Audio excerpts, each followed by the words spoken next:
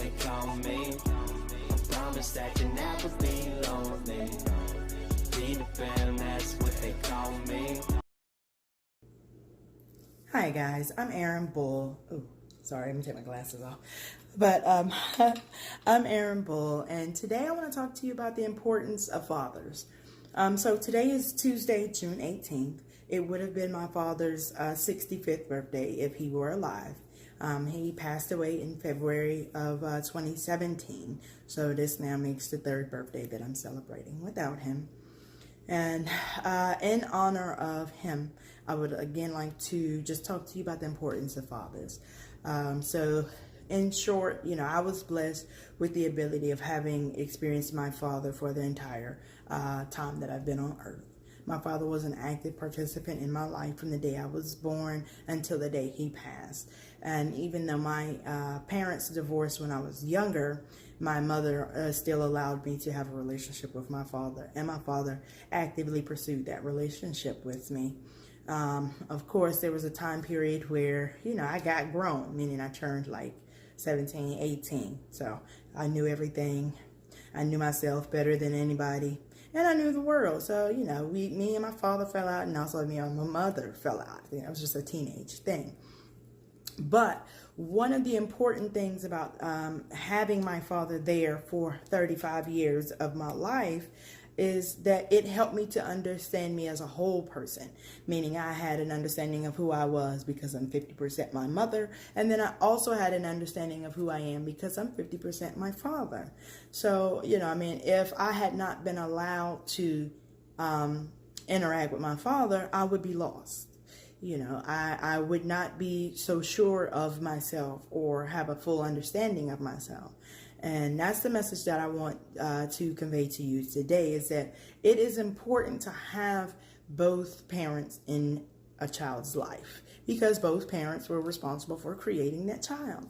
So this is not just about one parent or the other, because there are fathers who actively choose not to participate in the life of the child that he helped to create.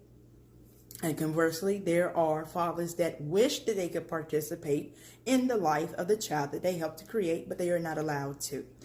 They are prevented from that. So first of all, to the mothers that actively try and keep their children away from fathers that are healthy enough to be around their child. Like the only reason that you are preventing your child from seeing his or her father is simply because of issues that you had with the father. That is unfair. And you are shortchanging your child. To fathers that are choosing to be a deadbeat, choosing to neglect a child that you helped to create, you also are shortchanging your child. And while you may choose to not deal with that child, we, the people of the world, have to deal with this broken child who is lost, who is not understanding him or herself because there's a whole other side of themselves that they don't have access to. I think that the lack of co-parenting plays a large part in the results that we see in the world today, from the way that children act out, the way that children act, their upbringing, their mindset, and subsequently their treatment of each other, of people, and specifically of women. So again, it is important that we provide children with access to both parents, and that's pretty much my message. Again, I was fortunate, and I know that unfortunately my scenario is not a common thing. I know that a lot of times parents split and children suffer. But I was, exempt from that. My parents had their own issues. My mother felt some type of way about my father. My father felt some type of way about my mother, but they never put that on the child.